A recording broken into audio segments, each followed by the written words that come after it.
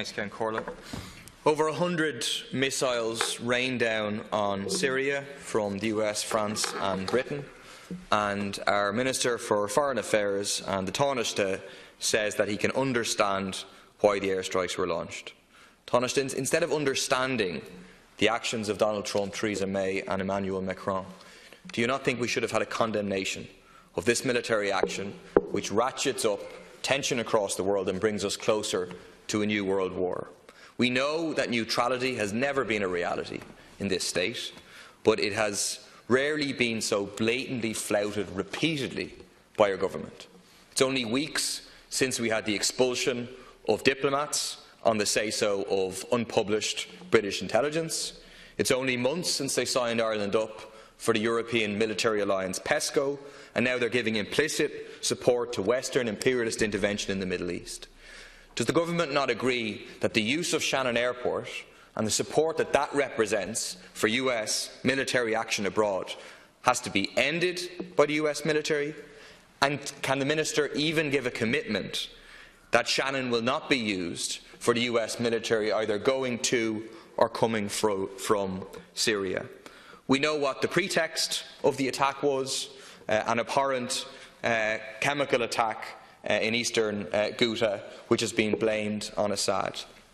Is Assad capable of such an act? Absolutely. That corrupt regime has defended itself through rivers of innocent people's bloods repeatedly. But no evidence has been presented. We're expected just to accept what has been put forward, and the question has to be asked, why would they launch a chemical attack now, giving a reason for Western imperialism to intervene?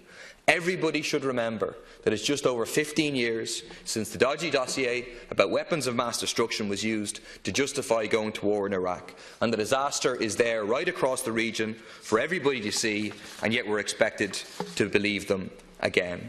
The use of it as a pretext for another imperialist intervention, regardless of who is responsible, should be rejected. And I would echo the point about the utter hypocrisy of these people, of Trump, of May, of Macron, all of whom recently rolled out the red carpet for the Crown Prince of Saudi Arabia, the architect-in-chief of the carnage and deliberate starvation of Yemen, where one child dies every 10 minutes. They all celebrated the re-election of al-Sisi in Egypt, and they gave a free pass to Israeli snipers gunning down unarmed Palestinians in Gaza.